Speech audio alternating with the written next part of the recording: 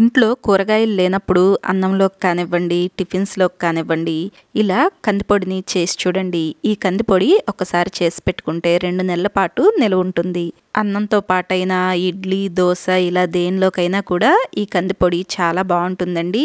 అయితే దీనిని తినేటప్పుడు నెయ్యి వేసుకుని తింటే దీని రుచి మరింత పెరుగుతుంది.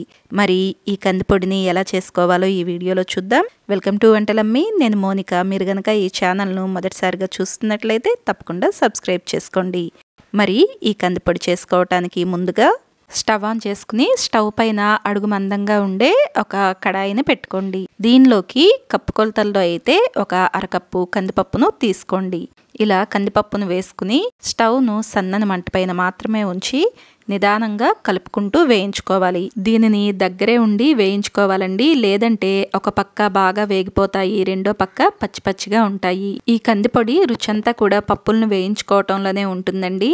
ఈ కందిపప్పు వేగటానికి మనకు 3 నుండి 4 నిమిషాల సమయం పడుతుంది. మీరు పెద్ద మంట పైన వీటిని వేయించుకుంటే గనక కందిపప్పు పైనంతా వేగిపోతుంది, లోపల పచ్చిదనం అలాగే ఉంటుంది.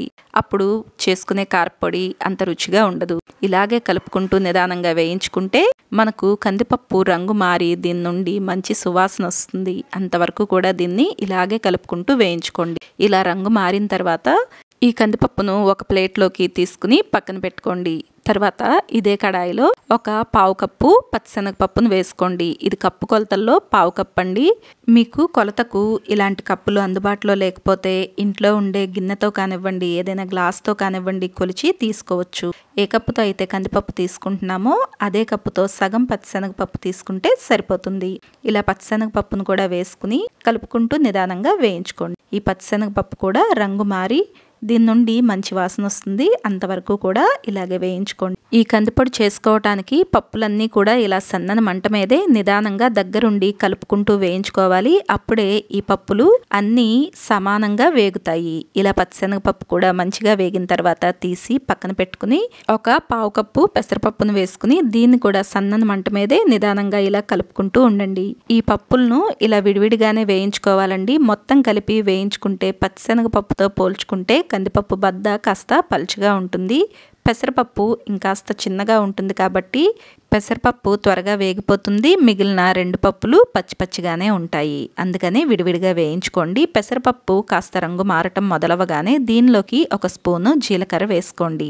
ఒకసారి ఇలా కలుపుకున్న తర్వాత ఒక 10 నుండి 15 ఎండుమిరపకాయలను కూడా దీనిలో వేసేసుకోండి. మీరు తీసుకునే మిరపకాయల కారంను బట్టి మీరు మిరపకాయలు చూసి వేసుకోండి. నేను తీసుకున్న మిరపకాయలు కాస్త కారం తక్కువగా ఉంటుంది కాబట్టి 15 వరకు తీసుకున్నాను. ఇలాగే కలుపుకుంటూ వేయించుకోండి. పెసరపప్పు వేగటానికి ఎక్కువ సమయం పట్టదండి. కందిపప్పు ఇంకా పచ్చిశనగపప్పుతో పోల్చుకుంటే చాలా త్వరగా వేగిపోతుంది పెసరపప్పు. ఈ పెసరపప్పు వచ్చేసి మనకు పూర్తిగా రంగు మారేంత వరకు కూడా ఇలాగే కలుపుకుంటూ వేయించుకోవాలి. పెసరపప్పు ఇలా పూర్తిగా వేగి రంగు మారినప్పుడు స్టవ్ ఆఫ్ చేసుకోండి. స్టవ్ ఆఫ్ చేసిన తర్వాత కూడా మిరపకాయలను ఒక 1 నిమిషం పాటు ఇలా కలుపుకుంటూనే ఉండండి.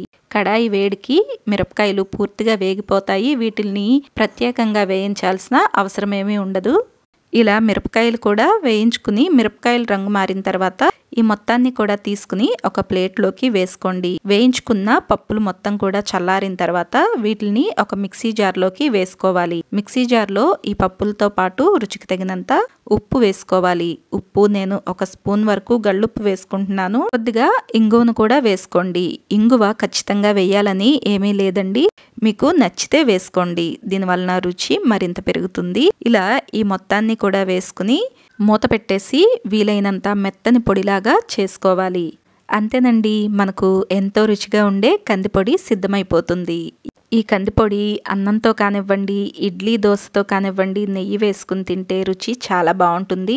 ఈ కందిపొడి వచ్చేసి ఏదైనా గాజు సీసాలో కానివ్వండి లేదా గాలి చొరబడిన డబ్బాలో కానివ్వండి పెట్టుకుంటే 2 నెలల పాటు నిలువ ఉంటుంది. మరి ఈ వీడియోలో చెప్పిన కందిపొడి రెసిపీ మీకు నచ్చితే ఈ వీడియోని లైక్ చేయండి. ఈ కందిపొడిని మీరు కూడా తప్పకుండా ట్రై చేసి మీకు ఎలా అనిపించిందో కమెంట్ సెక్షన్లో కమెంట్ చేయండి. ఇలాంటి మరిన్ని రెసిపీస్ కోసం వంటలమ్మి ఛానల్ను సబ్స్క్రైబ్ చేసుకోండి. ఈ వీడియోని మీ ఫ్రెండ్స్ ఇంకా ఫ్యామిలీ మెంబర్స్కు తప్పకుండా షేర్ చేయండి. Thank you for watching.